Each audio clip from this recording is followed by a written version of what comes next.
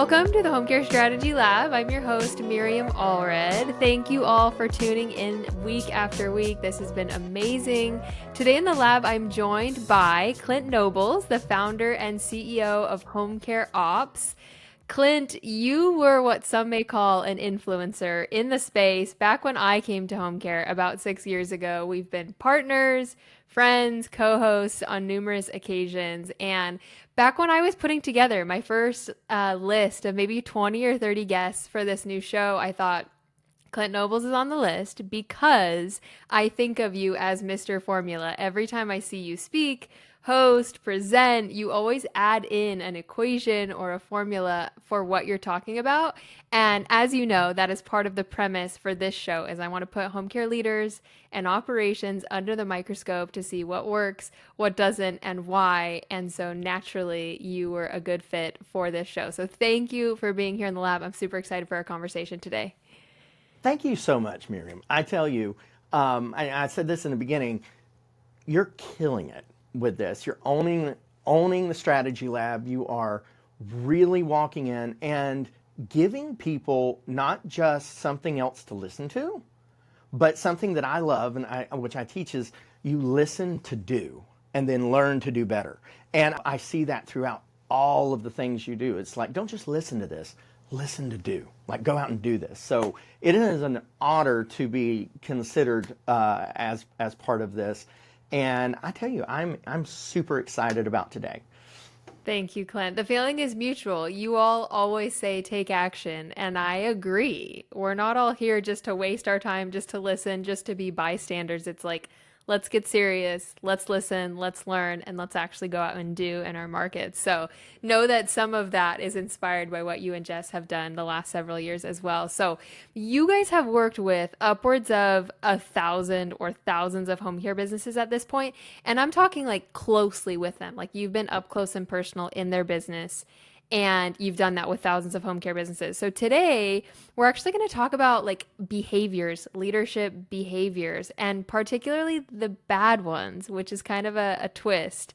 I want you to share things that you've seen that you want to advise leaders to actually stop doing. Because again, you've worked with so many, you see the good, the bad, the ugly. I want you to tell people what they need to actually stop doing. So before we do that, let's jump in and have you introduce yourself. And I told you before the show, throw in some things that people don't know about you and your background, pre-home care, getting into home care, starting home care ops. Like, give us a little story time, but throw in some of the juice that others may not know. All right. Well, thank you so much. I showed you this a minute ago. My story starts with a balloon animal. Well, at least today it does. I love being an entrepreneur. And when I was a kid, one of the first things I did as a business is we actually set up in front of Walmart and I learned to tie balloon animals. Now, this was before the internet. This is before any of that. I went out and found a clown, which sounds a little risky as a kid, but I went out and found this clown and he told us how to do it.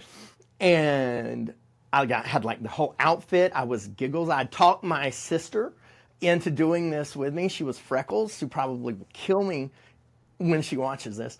But it was fantastic. We did the makeup, we did all that. And I did that for years. Like it was my second full business that I started. I started my first one at 7. But that's probably something that like nobody knows, unless they went to the Corbin Walmart.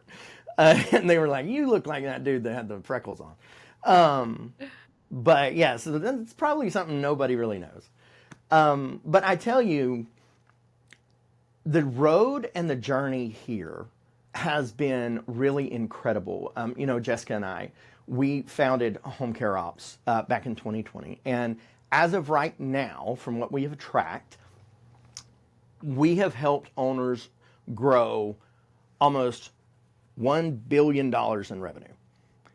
That is like, it's mind-boggling to think of this, right?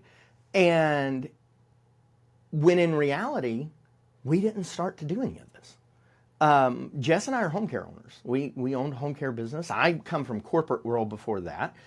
And we come into this and COVID hits, right? And we start giving out documents like candy. We start giving out documents, doing free classes because the industry has no, they have no parachute for this. Well, our business tripled or more during this time. And people were like, how is this? So we were like, oh, you got to have this document. You got to have this clause. You got to have this. We start handing all this out. We got PPE, millions of dollars of PPE, and shipped it out across the nation at no markup. And all along the way, people were like, how are you doing this? You know, coaches in the industry and across every industry, they always talk about the secrets, the behind the scenes stuff. And I got to watch what I say. That's BS. I have to watch what I say here. that's that's BS because there's business. It's not a secret. And my mission in life is the democratization of operational intelligence. I think about my dad running a business. I think about the businesses I started. And I tell you, I'm not a coach. I'll tell anybody, I'm nobody's coach. I'm a strategic guide. I am somebody who has walked the road and I'm like, there's a hole over there. And if you want to know how I got around the hole, this is how it happens. And you mentioned working with the owners.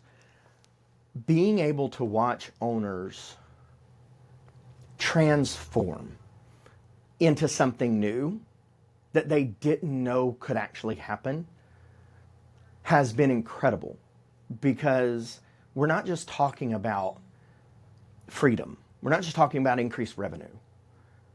Home care ops, what we founded home care ops on, is to be the guide, to be the person that says, hey, I've been there. This is how it is. You can do it if you want. If not, that's fine. Just learn. Learn from somebody, whether it's me or whether it's one of our action leaders. Learn from somebody. So that's why I love what you're doing here because you're blowing the doors off and saying, let's get down to the nitty gritty and let's find out the frameworks, the formulas, the things that truly make success possible because success is not a reward. It is a result. And it's a result of doing. This is why we're friends, Clint. You and I are on the same wavelength with a lot of this, of just, like you said, blowing the doors off on education and information and business best practices. It shouldn't be secret. It shouldn't be behind closed doors. It should be, we are trying to elevate this industry. We're trying to elevate home care and we're trying to help as many seniors and caregivers and families as possible. And we all win when we share so openly. And that was such a good introduction. You actually just like took me back down memory lane to 2020 when you and Jess were handing out documents like candy. That is what I remember you both for. It was the pandemic. Nobody knew what was going on. Nobody knew what to do. Nobody knew what documents they needed. And I was at Home Care Pulse at the time. And we were all just unleashing documents to try and help one another and the PPE. And so I love that you mentioned that because that was, I came in 2019, that was 2020. And wow, it was a gong show for everyone. But that's where we elevated was like, let's Mm-hmm. help each other through this by sharing information. And that's what you all do best. Thank you. And I remember coming in and one of the first times we got to work together was actually on Home Care Pulse's stage and they had some things happening. And I remember telling Jessica at the time, man, when an operator takes center stage, that's crazy. Like that's so great. And I told you this before we started. I love seeing you in your element and creating your brand and creating all of this because you're owning a voice that you have helped an industry hear. Thank you. I appreciate that. It's an honor for me, like it is an honor for you. We love what we do and we love home care and we love the people in it. I talk to you, I talk to owners every single day, every single week. Like I just love the people here. So many good people with such passion and heart for this work that I just feel lucky to be surrounded by all these incredible business people and home care people that just have a passion for this. And we're all just colliding and sharing ideas, which is phenomenal. So great introduction, Clint. I actually loved like every bit of that. So thank you for sharing. Let's get into the meat of this. I am super excited. You sent me these ideas, and I was like, I am so excited to hear your take on all of this and to hear examples and stories of operations that you've worked with where you have seen these things. So, one kind of question before we get into about these like 7 concepts, what's the hardest part of working with home care owners who want to change but Mhm. can't get out of their own way? We both see a lot of that in this industry and in other industries as well, that leaders can't get out of their own way but they want to change. What do you say to that? How do you guide people through that issue? So with this, um, and you mentioned the term guide, and that's what I believe. So when I say this, no, if this hits home to anybody listening to this, I say it with the most love I can possibly say because I have walked this road. I know the hardship of this. But we just brought in some action leaders to our Action Leader Experience, our strategic guidance program. And agencies ranging from, you know, 1 million to 20 million and like everywhere in between. And they all come in for the same thing. I want freedom.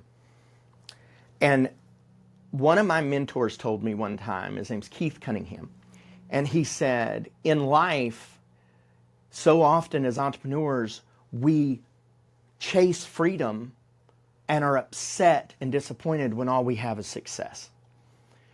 And I see it every day. I talk to owners every single day. And the hardest thing for them to get over is they want freedom. I want time, money, freedom. They want the ingredients of a fulfilled life. But every action they take, every story they tell themselves ends with, I don't trust anyone else but me. And let me tell you, I walked that road. It's one of the hardest things to do. But what I learned is it takes about 6 months to start exiting daily operations in a business when you commit to it.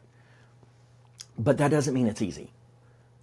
It's simple, but it's not easy. Business is complex, but operations are simple. And to me, that's the biggest thing. Because what they don't realize is you're either building a business that depends on you or a business that runs through you. And you can't have both. It's one or the other. Okay, already some follow-up questions because that was good. You said it perfectly. They struggle to trust other people as much as they trust themselves. Tell me how you break down that barrier. How do you break down that barrier to where you can trust people as much as you would trust yourself? So, trust, let's see, best way I can do this without going on a diatribe. I have an I was the son of a Pentecostal minister, so trust me, I have a sermon on like everything. But without going into like my doctrine on this, I believe the two currencies that we have in life is trust and faith. And trust happens from learned experience.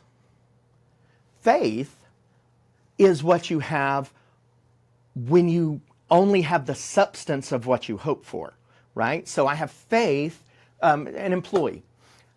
I hire a new CEO of my company, or a new CFO, or a new operator, a new scheduler. As the employer, I have faith, right, that they are going to show up on time. They're going to do their job. They're going to learn. I have no example of this except exterior things.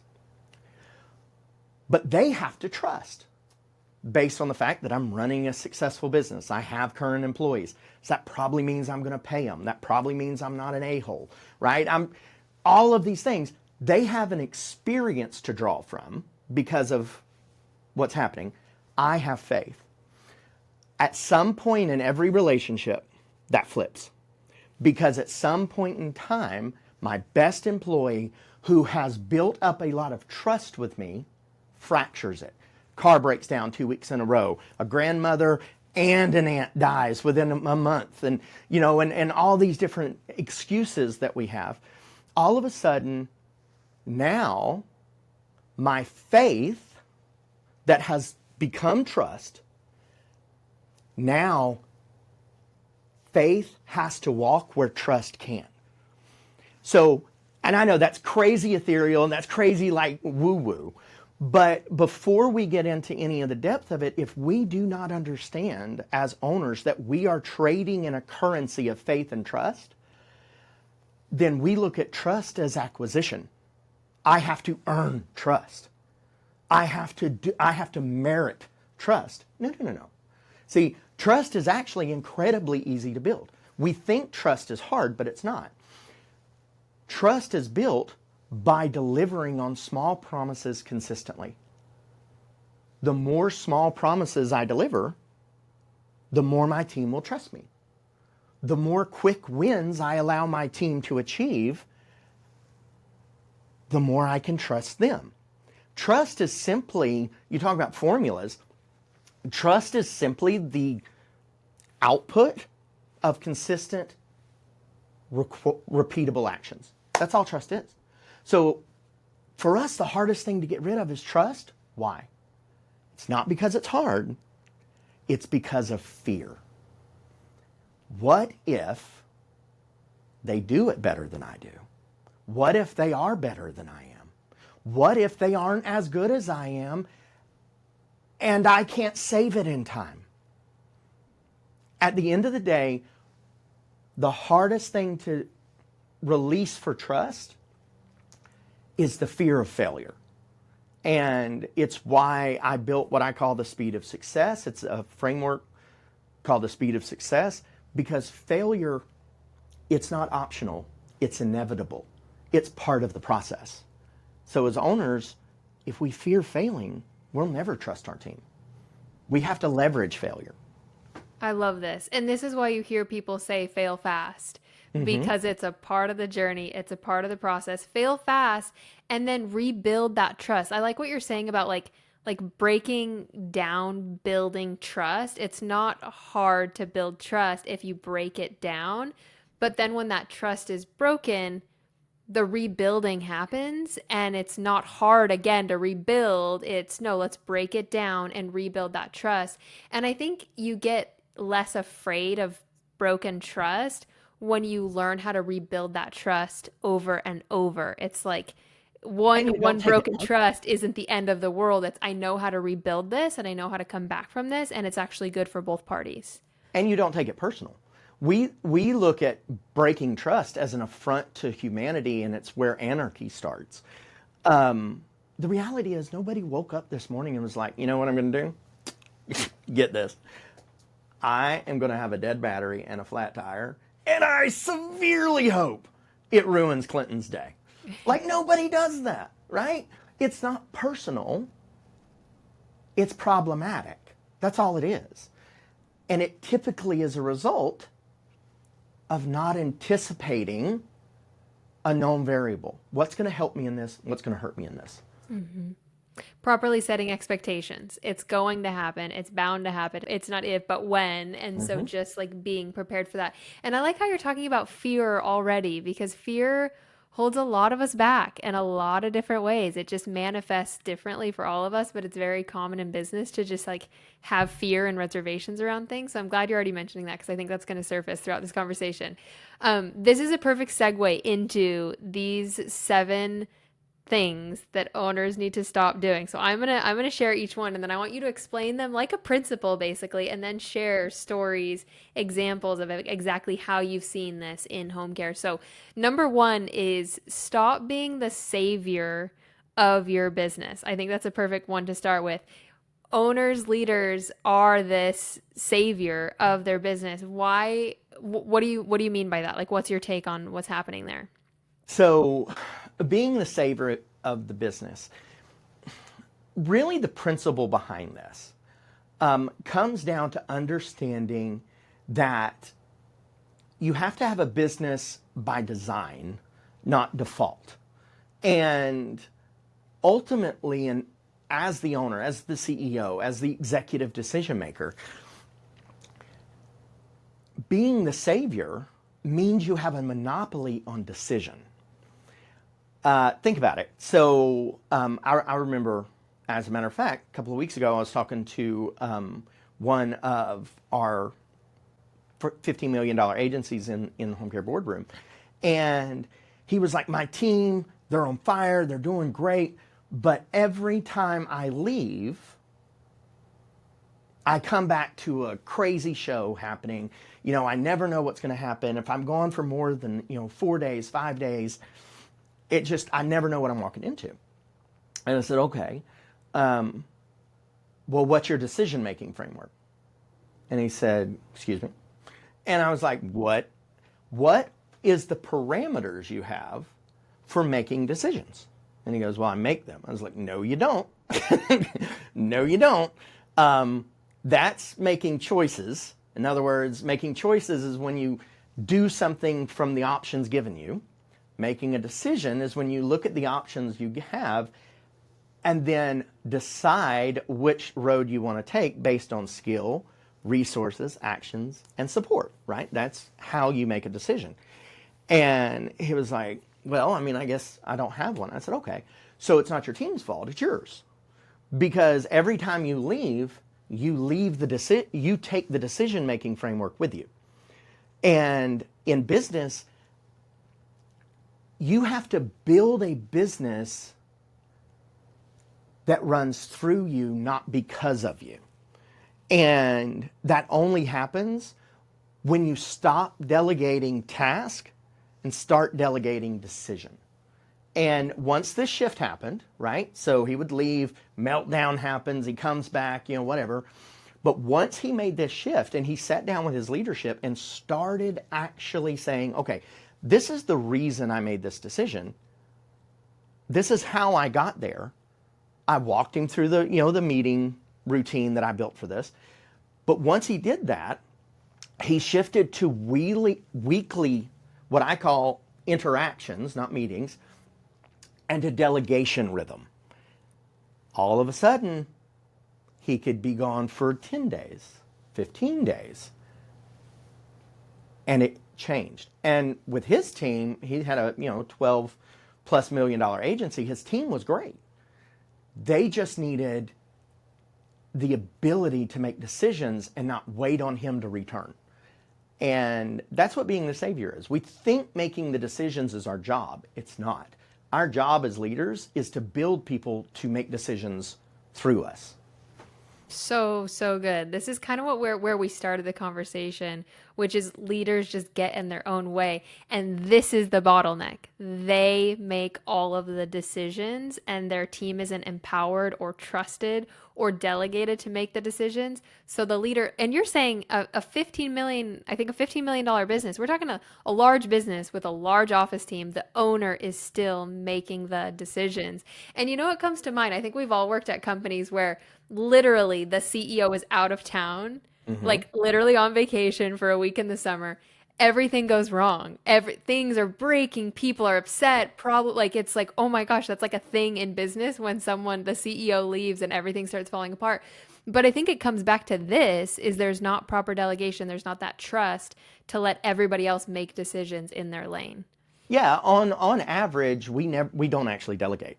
What we do is we abdicate as leaders. And that's what I see every time someone comes into one of our strategic guidance programs. It's the very first thing we tackle. Okay, let's look at your abdication list. And they're like, what? I delegate. No, you don't. You've told someone, go get this result, and you've gave them no tools or resources to make that happen.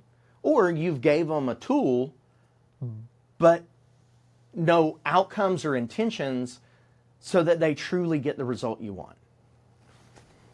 Can you share a little bit more about that interaction meeting? Like that's what you advise this leader to go and do. Can you explain a little bit more of like kind of what that looks like? Yeah, so in like a 60-second viewpoint, we have an entire training I do on this where I walk through each level of it.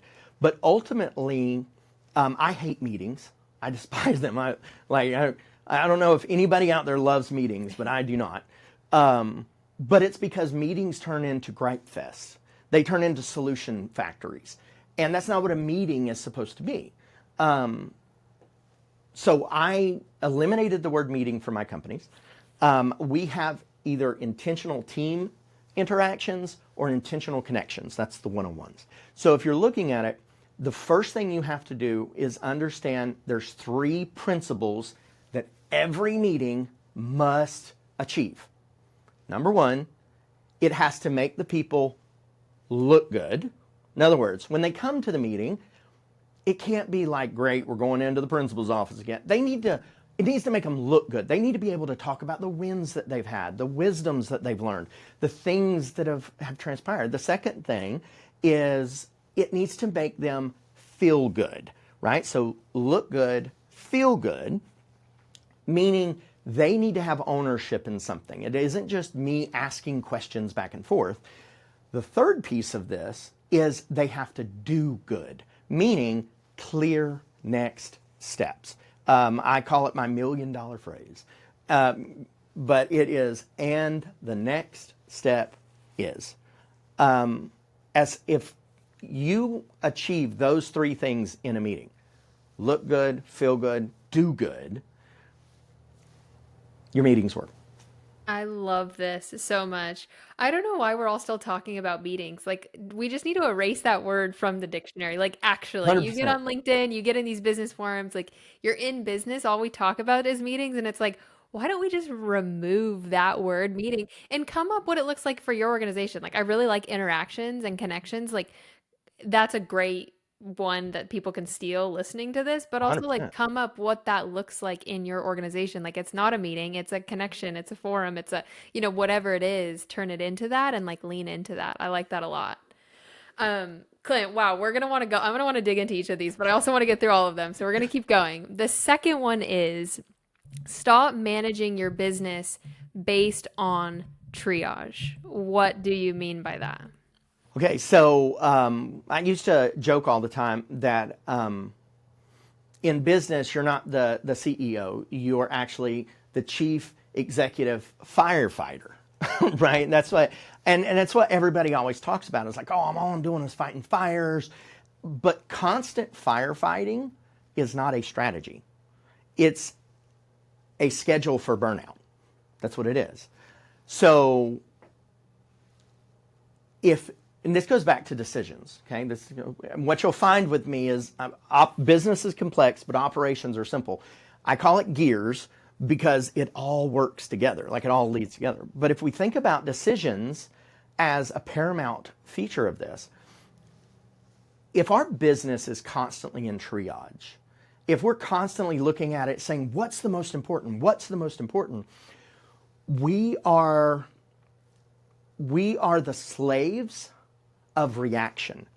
And ultimately, my internal, like soapbox, if you will, is I want owners to quit living a life of reaction.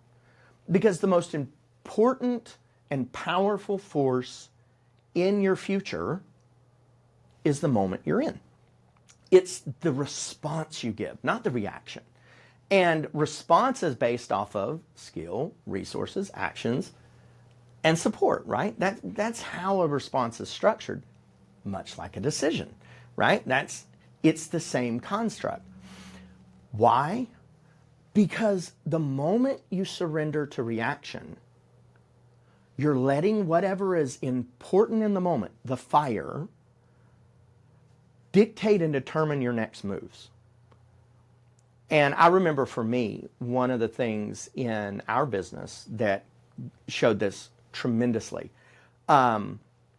was we got a ton of clients in all at once, right? At this point, we had, 10 or 12 clients in 1 week enter in. And this time we only had 2 offices. So between these 2 offices, relatively close, we had 10 clients come in. Some short shifts, some long shifts, some medium, right? They were this mix. Hellacious, right? If you've ever done scheduling, it's like, oh my God, 10 clients. It felt good when we said yes, but instantly I lost control of the business because the decision I made or the choice I made to say yes to these clients instantly made me a slave to whatever I had to do in the moment. So all of my decisions was based off of the priority of the second. But the problem happens when we make all these these choices in the moment, and then a week from now, 2 weeks from now, we're like, oh crap, I need to recruit some caregivers. Or, oh man, this is... So what has happened is all of my energy has went where my focus goes. Energy flows where focus goes. So if I focus on something, all of my energy goes there. Well, then all of a sudden the fire starts burning over here. Now I run over here to do it. Well, in order to change this in our business, what we did is we looked at it and said, okay, what is actually the most consistent clients we serve?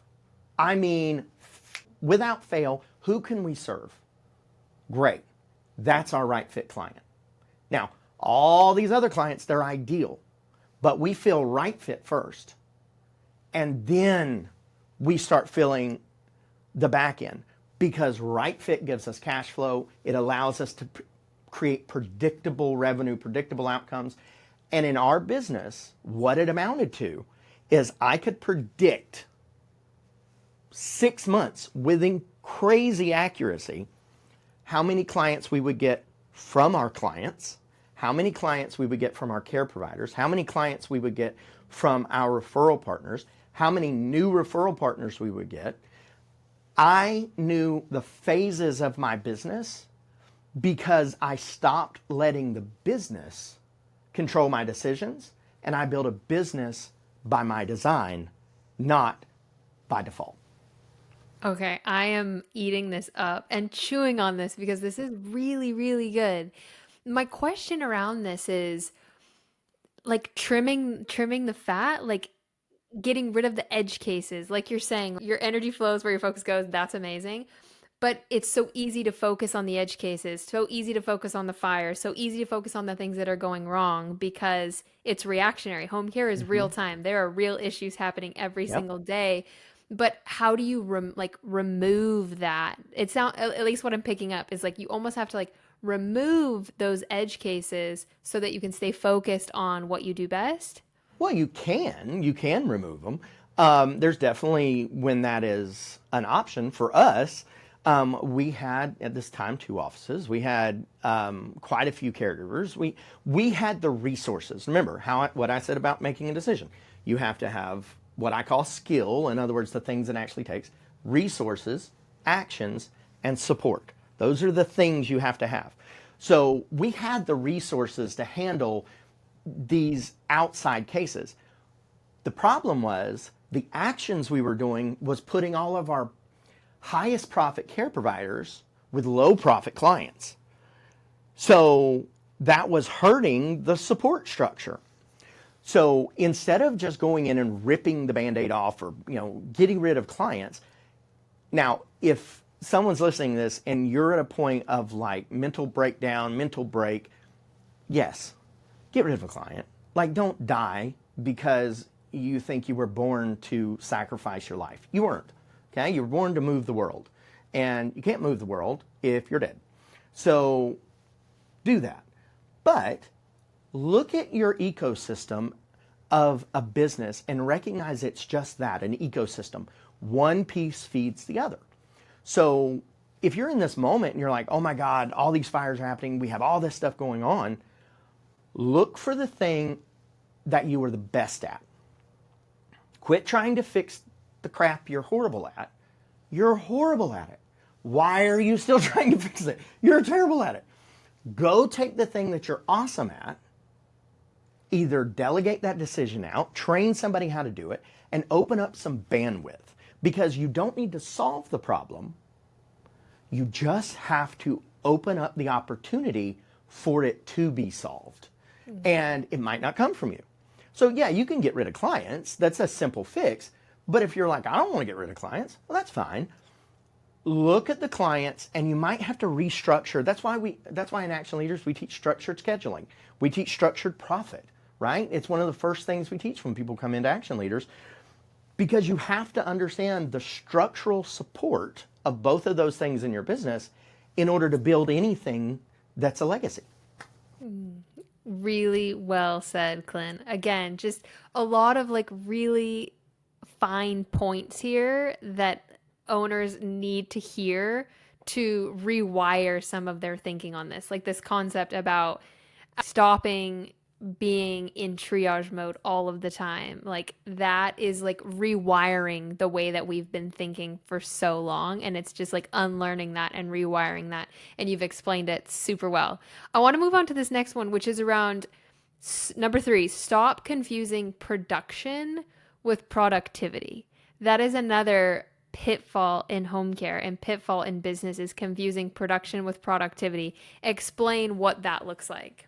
All right, so I'll start with this. With a little while back, I was talking to an owner, and his name is Angel, and he is a dynamite owner. I'm not kidding. Sharp dressed man. I mean, if ever there was a man that was, I mean, even his socks are cool. Like every time he's like, even his socks are awesome.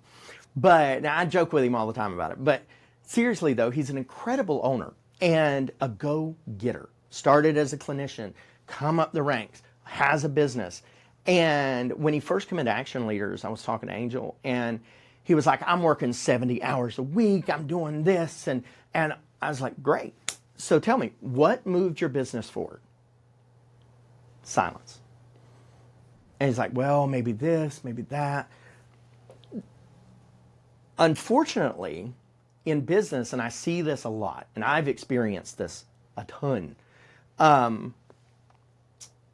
but we confuse production, okay, with productivity.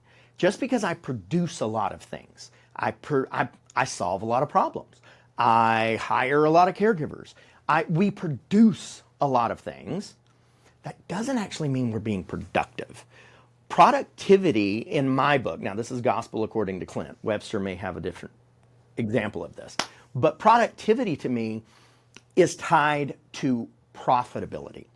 And just because I'm doing something doesn't make it profitable, right? I schedule a caregiver, I schedule my best caregiver with this short shift case because I can give it to them quick, I know they're going to show up and they can get it done. Well, great. But I'm also not making a lot of money on the short shift case. I really need dependability on this harder case over here. So I need to switch that. I need a higher profitable caregiver with my higher profitable clients so that I can create true profitability. Well, in business, just because we get a client doesn't mean we've gained profit. So the same thing goes with this. It doesn't matter how much you work in your business.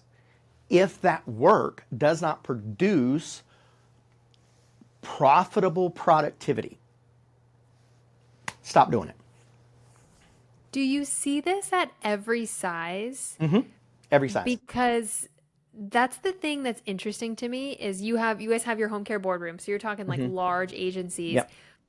Sometimes I've seen this as well. Those large businesses, you think they have it all figured out. You would think this concept, especially production versus productivity, they'd have that sorted out. But oftentimes they're still scrappy and they're still triaging and they're still figuring these things out. So I guess I just want to ask, like, do you see this at every size and why? 100%. See it at every size, every level.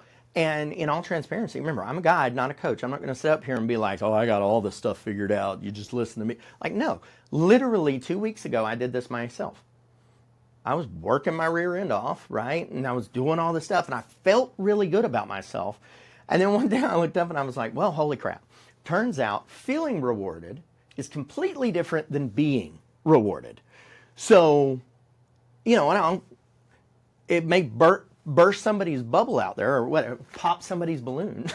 But ultimately, these are principles, right? They're not pillars. You don't set them and they never move and they never adapt. These are principles. So There's a saying that says at every level, right, new level, new devil. Okay? Don't agree with it. I don't agree with it at all because at every level, it's the same devil. It's uncertainty.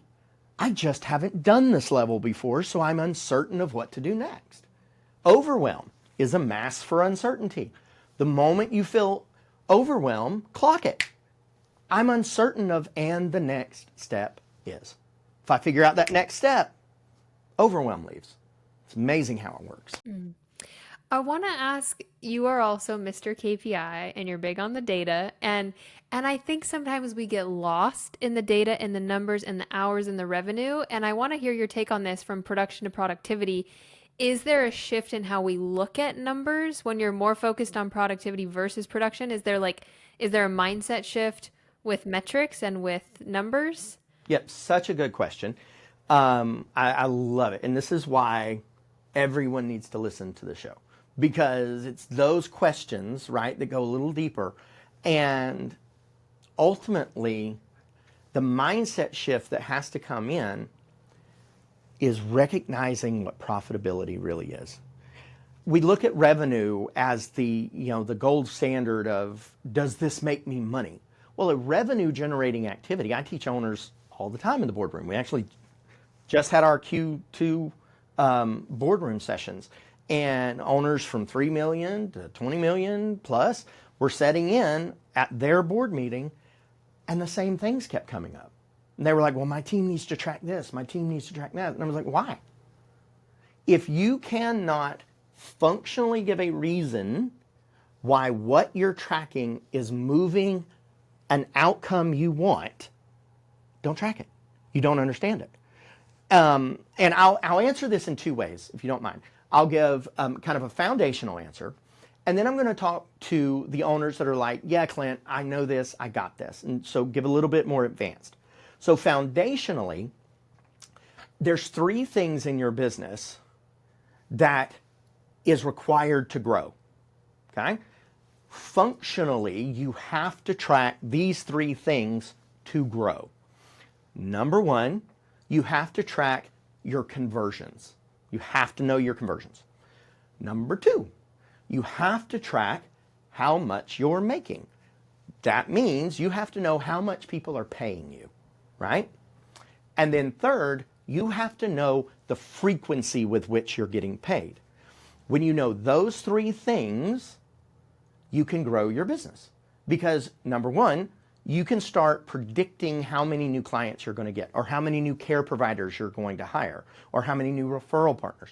You can start predicting how much revenue versus profit you're going to make, right? Because you understand how much you're getting paid. Frequency helps you understand lifetime value. In other words, if I spend $1,000 to make 500, I don't want to do that again, right? But if I spend $1,000 to get a client that nets me 20,000, well, that's an ATM. How many thousands can I put in, right? But you don't know that if you don't track those three things, and you have to. So that's foundational, okay? Kind of that next step, come up higher, is what I always tell owners. That's KPIs. Or as I jokingly call them, keep people inquiring, right? What KPI is the best? The best one to track. What's the best one to track? The best one you need to look at. Well, where is it, right? So the KPIs, that's kind of KPIs. What I teach at the boardroom and our master operators, I teach what I call IPMs, or integrated performance metrics. And this is where you take one or two things and say, okay, I'm not looking at trends here. I'm looking at triggers. So if I look at conversion, okay, I can look at conversion, but I need to see what referral sources have the highest profitable conversions versus just converting. Because Medicaid converts, but it's not that profitable in most cases, right? So going out and becoming, I'm going to do Medicare, I'm going to do Medicare, I'm going to get all these short shift cases, that'll cripple you if you're just starting out. You have to be really selective. So understanding how does these performance metrics integrate with one another, that's that come up higher level that I always talk about. Gold mine, Clint. You don't just talk the talk, but you walk the walk. And that was so well said. And man, my mind is like racing on a few different areas we could take this, but I think that's exactly what people needed to hear about that point. Production is not productivity. And again, it's that unlearning and rewiring, and you just explained how to rewire that thinking, which is so good. But we're going to keep going. Number 4, and I'm just like drilling you here, and you are I love taking it. this so well, and I'm I'm so here all impressed. day. Tip your I'm so servers. impressed. Number 4 is stop letting your feelings be the CFO. Oh my God, I love this one. I love Get it on the so much. soapbox because this is an issue. Letting your feelings be the CFO, letting your feelings be the dictator. Yes. So emotion can cast an incredible vision, but it is terrible at running a budget. Like it's 100%. I mean, for example, uh, I love tech. I love buying tech.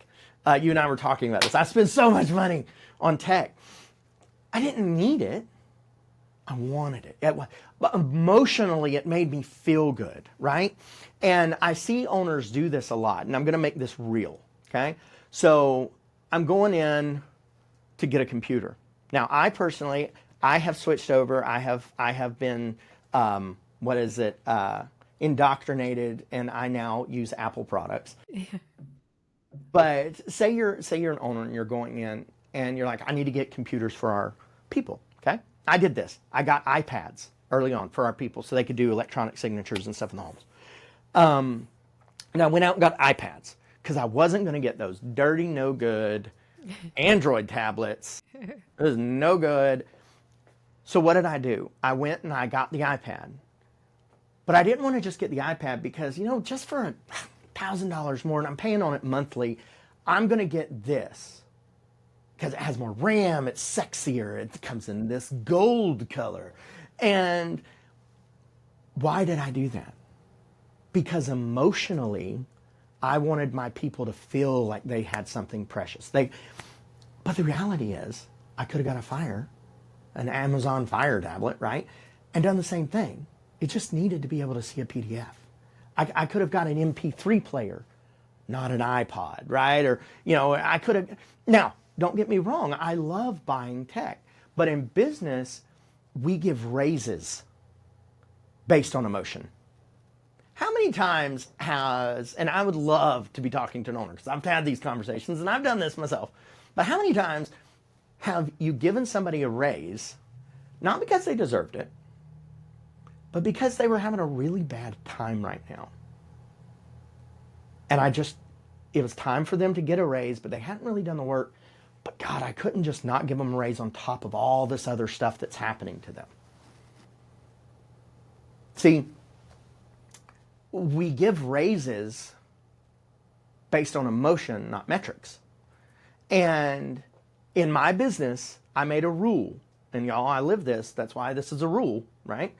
I made a rule. A raise never comes because you did a job well. You do a job well to access a higher level of responsibility that comes with a raise. Doing the job, if I just pay somebody more to do a job that they were doing yesterday, well, then I have a lock on my wall. I'm a Scrooge because I should have paid them that yesterday because I'm willing to pay them for it right now. Emotion completely destroys finances in a business. And cash flow is a bloodline. Emotion, it's a knife. It'll slice it wide open. I love that you stated this around emotion tied to the CFO role, around the finances. I love where you started though, which is emotion is good for vision. Like, I want you to share where emotion is a good thing as a leader. And you just talked about where emotion can be a bad thing and where it can be dangerous and where you need to be aware of. But flip the script a little bit and talk about where emotion is really important to like master to be a good leader. So emotion creates motion. Okay? So when I am excited, when I'm happy, when I'm moving, I'm I move. I get quicker, right?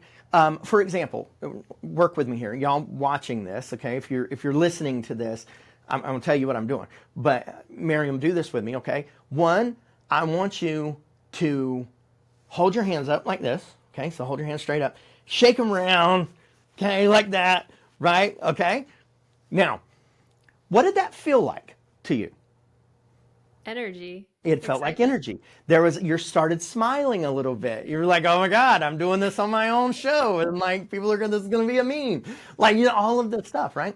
But now take and just slump your shoulders, hang your head. Don't have to frown. Does that feel different? Yeah, feels sluggish, It slow. feels sluggish because motion is controlled by emotion. In our business, we have to master emotion. We don't have to come in and be the most excited person all day. And you don't have to walk in and, how you doing today? Man, it's a great day to be alive. It's a great day to be alive, right? You don't have to do that in your business. What you have to do is make sure that your business has your influence, not your presence. And your influence is the emotion that you bring to your business. It's the culture. Culture isn't donuts and cereal bars, right? Culture is how you treat people. It's what you do when nobody gives a darn. That's culture. And that lives and breathes off the emotion that is pumped in by leadership. I think this is so fascinating because emotion's tricky. It's kind of like this balancing act. Do you let people into your personal life? Do you let people into your emotions? Do you let people in 100%, 80%? Or are we these kind of like stoic, cold, like rock solid leaders? Like, where is the balance? I see both. And is it like, do you shoot the gap? Like, or do you not? It's tough. I'll say one thing on this really quick. So, you remember the old saying, grown men never cry and like all this stuff. And like, we just cry on the inside. And like, we have all this, this, elements that we're taught about what leadership is. And the truth is, I want my team to know when I'm having a bad day. I actually do. And I tell my team, if you ever talk to my team will tell you some days I come in and I'll message on our Slack channel and be like, hey, y'all, had a rough night last night, didn't get sleep, didn't get this. Couple of reasons. Number one, I'm probably going to be irritated that day. And when they come to me, or I'm feeling sick, hey, team, was, thrown up all last night, coming to work this morning, I'm not feeling that great. So if I talk to you and like I seem a little down, I'm not irritated. I just don't feel great. Why would I do that? As a leader, why would I expose my team to my coaster of emotions? Because they're riding it anyway. Number one, they need to know when the leadership is going to feel something because we're not stoic. How you master emotion is by acknowledging it. That's the first step you have to do. Secondly, I want my team to see, hey, Clint was thrown up last night and he came in. So the next time they're throwing up, right, they may be like, well, it's probably because I drank too much and, I'm really sick. But, well, dang it, Clint's leading by example. So should I. Or I need the freedom to go to my team, my leadership team, and say, hey, and I've done this. As a matter of fact, I just did it a few weeks ago. Went to a leader, and I said, hey, I wanted to check in on you. You seem kind of irritated in that last connection we did, our last team connection. You just kind of sat there quietly. You didn't interact. You good? Like, are you feeling okay? Is there something wrong? No, just having a rough day. Okay. Talk to me a little bit about it. So we talked about it. Come to find out, they just didn't like the fact that they were having to be part of this meeting because they felt like it was micromanagement, right? And I was like, oh, okay, so it's not you're having an ego illness. And like, yeah, I said, okay. Well, get over that because we got to feedback in our business. One of the principles that we live by is feedback fuels the future. And as leaders, if we can't accept feedback, then we have no fuel for our future. But my team has to be able to come to me and say that too. And they have. Yeah. I met with an owner, a really impressive operation here locally last week. And the way that he put this that's coming to mind is we're doing life together. Like we're doing business together, but we're doing life together. And we're on this life journey together with our coworkers. We all know we spend as much time, more time with our coworkers than our family. And quite literally, we're doing life together. And emotions are such a huge part of life to where we have to let people in. Of course, there's balance and there's boundaries, but it's we're doing life together and emotion is part of the equation and it's good to accept that early and set those boundaries, but let people in. Have this mentality that we're really doing life together through these businesses. Yeah. Three more, Clint, Let's do and it. two of them are a little overlappy, so maybe we'll hit, and then I really want to get to number seven. So number five is stop making choices and start making decisions. Again, we're kind of like wash, rinse, repeat here, but any additional thoughts on stop making choices and what are choices and start making decisions and what that means? All right. So the main thing to understand when you really break down, stop making choices, start making decisions, is recognizing that choices are passive. This is crazy, crazy important because decisions are leadership. And ultimately, it comes down to understanding how can I actually realign myself? It's like a GPS. Okay, what's my ultimate unmovable outcome? I call it the chaos funnel. What's my unmovable outcome that simply must occur, my end result? What's the known variables? What's going to help or hurt me? And then what is the skill, which breaks down to resources, actions, and next steps, right? Or support. What is the support I have? And to get through it as quickly as possible, to show you kind of how this works, create a decision framework in your business. Because ultimately, the decision framework comes down to 5 questions, 2 things you absolutely must have, and a timeline. So if you're vacillating between which software should we use, which this, which that, what's 5 questions you need answered, what's 2 must-haves you absolutely have to have, and put a timeline on it. I love it. I want to ask, are we erasing choices? Like the concept being No. stop making choices, start making decisions. Is that from like the leader? The leader needs to Yeah. stop that behavior, but there still are choices. I'm just making sure Oh I yeah, understand. there's choices. It's more a reframing of mindset, like you were talking about earlier. Instead of just accepting what comes at you, right? So like a GPS, I mentioned GPS. I want to go to Disney World. What's the number one thing I have to do? Well, I actually have to put in which Disney World I want to go to. Then, the next thing that has to happen is the GPS says, well, where are you right now? So, 5 questions, right? Number 1, where do I want to go? Number 2, where am I at right now? Number 3, what's the gap between this? Number 4, what actions can I take immediately over the next 7 days to make this possible? Number 5, does this actually get me to my end result? That's the 5 questions. You're not erasing choice. You're redefining options. Because This is the a moment you do that, take a detour, recalculating, you're still on the fastest route to your destination. Doesn't mean the best, but you're getting back to where you're needing to go. This is a perfect segue into number 6, which is about delegation. And I want to hear your take on delegation and if that's the right word that we should be using. Number 6 is stop delegating tasks and start delegating decisions. What is your opinion on delegation? Good leaders delegate? Is that accurate? Yeah, 100%. Crappy leaders abdicate.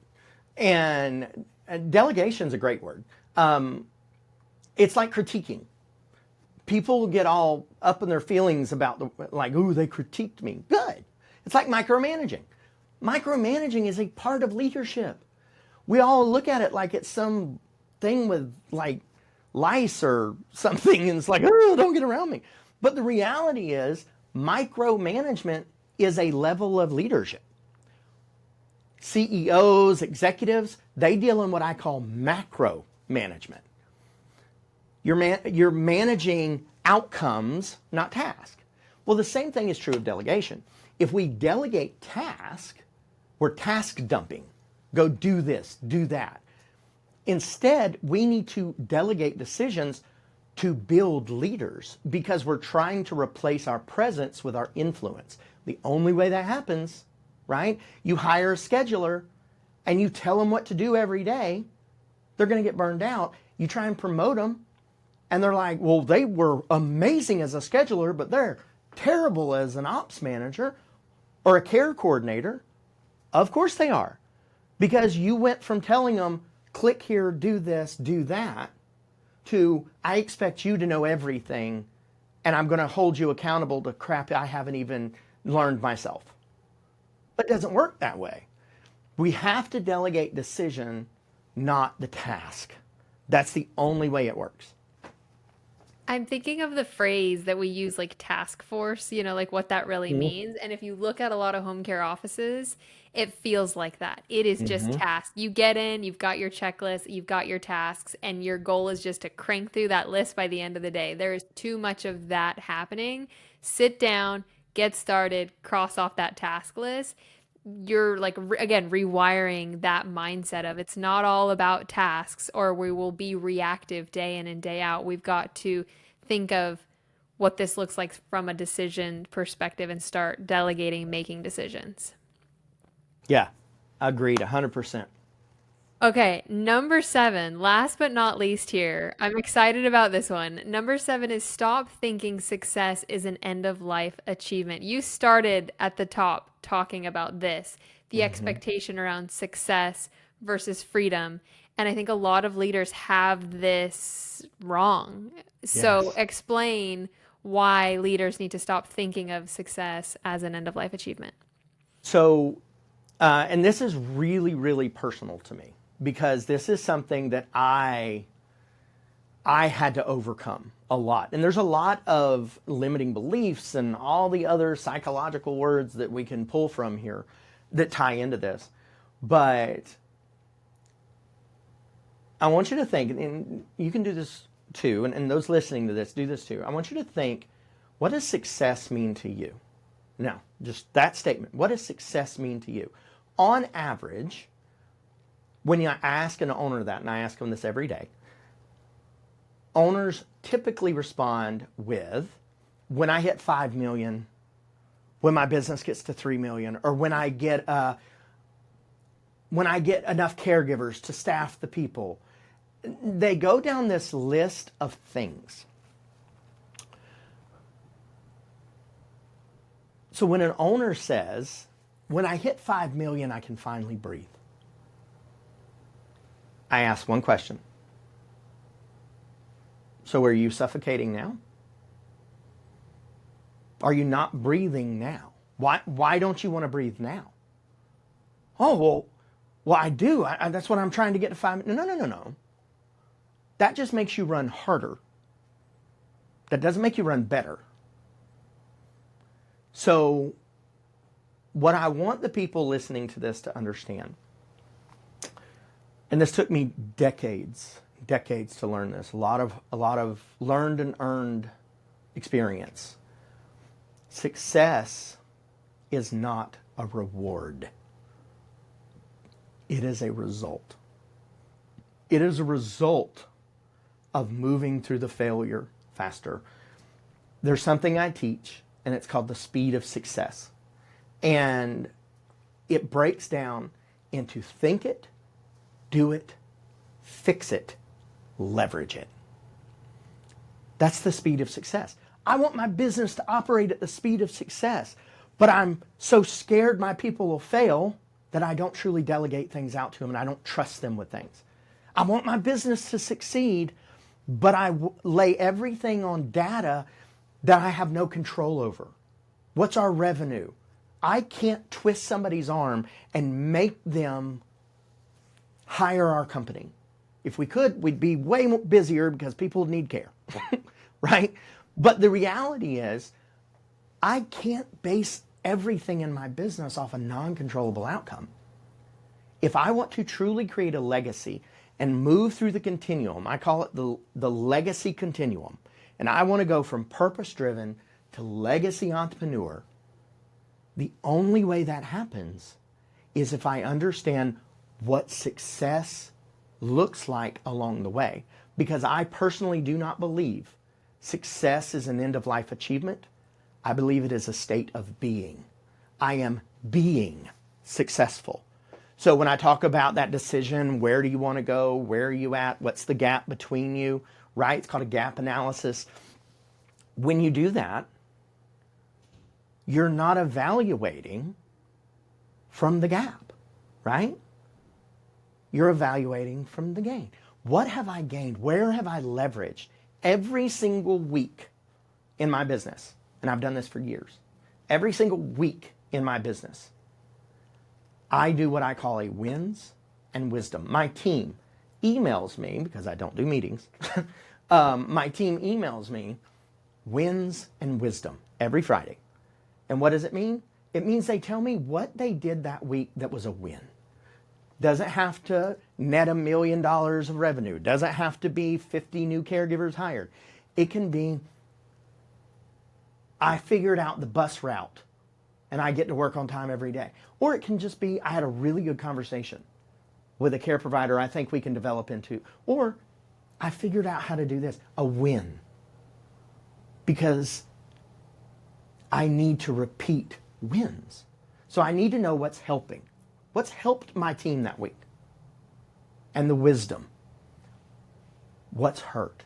What's something that you can leverage moving into next week? It could be a win. It could be a wisdom. But either way, I think it, do it, fix it, leverage it. Every single week in my business, we operate at the speed of success. Clint, man, I am impressed. You're on fire, and this has been so good. I want to just ask you one last question. Like, we just unloaded so much good information. Think of all of the people listening to this. Imagine we're in a room full of owners right now listening to what you just shared. What's one thing you see 90% of owners nodding their heads to but not changing? You just download all of this. What are they all nodding their heads to but not actually going to go out and change? Like, what's the one thing that they need to hear and actually do differently based off what you just shared? Managing by triage. It's so alluring and seductive to handle the crisis. Everyone knows reacting isn't sustainable. Business isn't, there's no secrets in business, right? Everyone knows it's not sustainable, but they keep doing it because urgency feels productive. Structure feels boring. The reality is structure is supportive, not rigid. Yes, crisis happens, you adapt. You don't evolve your business. I know that, and this is semantics, but I tell people never evolve your business. Adapt it. Evolution is from one thing becoming something completely new. I don't want that in my business. I want my business to adapt. I'll leave evolution to the things willing to become extinct. For me, I have to look at this as what structure can I build to support the outcome? What's the outcome I want? Managing by triage is esteeming the fire more important than the fuel. You are a testimony of this because, like I said at the top, I have been working alongside you for 6 years. Every time I talk to you, you're doing something different. You've said like so many phrases today that, to be honest, I haven't heard you say. Yes, there's been some nuggets that I've heard you share before, but like more often than not today, you have shared these like phrases, these concepts, these frameworks that I haven't heard you share. And again, you are just an example of adapting your business, your thinking. You learn new wisdom every single week, and then that feeds into your business, into your concepts. And so I love that we're ending with this because I think you personally and professionally are a really good example of this. And anyone that knows you, that's followed you for years and years, has seen how you and Jess and team have grown your business, and you're not doing things that you were doing 5 years ago because things are different now, and you've learned from these owners and operators, and you're thinking differently and doing differently. So Clint, thank you for joining me in the lab. Fantastic session today. What is the best way for people to learn more? Some people that are hearing this episode may not know you, may not know what you're about. Where should people go if they want to subscribe or get more information from you and Jess and team? Obviously social media, home care ops social media, but the easiest way to do it is go to scalemyhomecare.com. I believe simple, right? Make things simple. Scalemyhomecare.com. You can take quizzes there. There's all kind of information. I may even put a balloon animal tying video up there. I don't know. But yeah, just go to scalemyhomecare.com. If you want to know where you're at in the continuum, there's 3 stages that you have to understand where you are. Take a quiz, like 6 questions, tells you exactly what it is and your next steps. Love it. Clint, thank you, thank you, thank you. This has been so good. I'm excited to see you in person in a few months. Lots of conferences and events this fall, so more to come, but thank you so much. Awesome job today. My pleasure. And if somebody's listening to this right now, like it, subscribe, and share it. Tell somebody else, because leaders don't let other people drown. Go share this. Go find an episode of Strategy Lab and share that one, because what you do needs to be shared. Thank you so much, Clint. You're awesome. This has been fantastic.